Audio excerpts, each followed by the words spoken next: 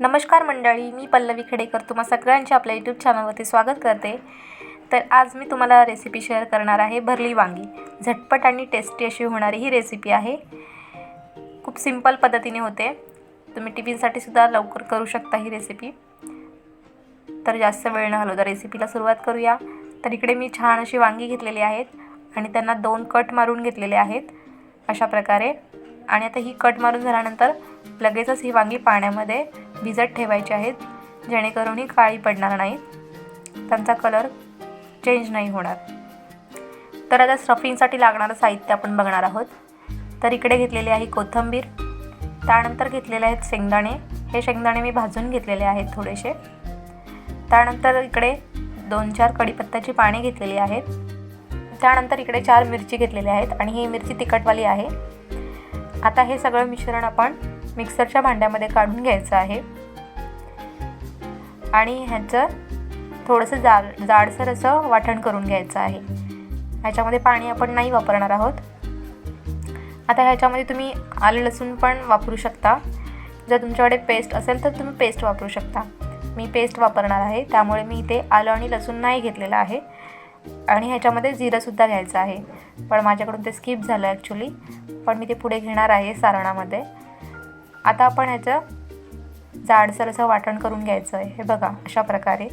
आता हे सगळं मिश्रण आपण एका प्लेटमध्ये काढून घ्यायचं आहे। जर तुम्ही टिफिनसाठी करत असाल तर हे मिश्रण आदल्या रात्री करून ठेवू शकता फ्रीजमध्ये, म्हणजे लगेचच आपण सकाळी हे सारण वापरू शकतो।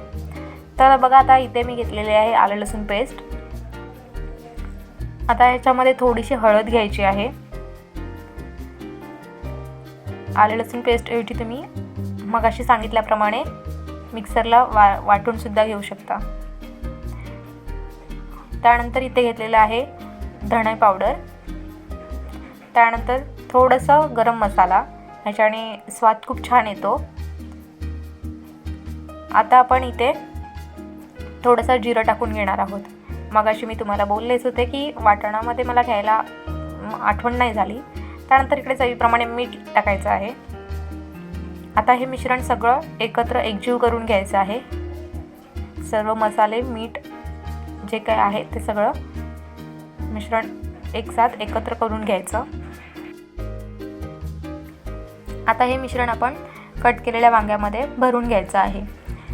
थोडंसं प्रेस करून हे सगळं मिश्रण भरायचं आहे, जेणेकरून जे आपण कट दिलेलं आहे त्याच्यामध्ये व्यवस्थित असं हे स्टफिंग बसेल।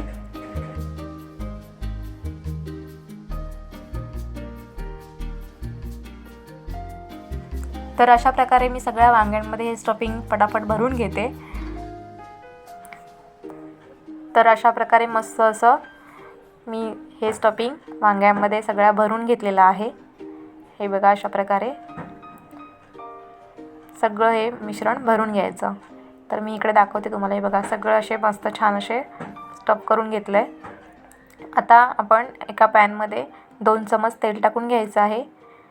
तेल छान गरम झाल्यानंतर आपण हे वांगी सगळी ह्या तेलामध्ये एक एक करून सोडून द्यायची आहेत।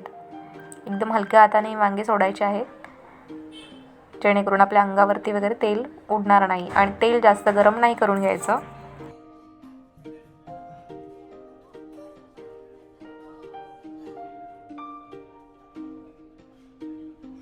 तर सगळी वांगी ही तेलामध्ये सोडून झाल्यानंतर आता आपण ह्याच्यावरती झाकण ठेवून देणार आहोत आणि 5 मिनिटासाठी ही छान अशी तेलामध्ये वाफवून घ्यायची आहेत, जेणेकरून त्यांची खालची बाजू जी आहे ती छान तेलामध्ये फ्राय होईल।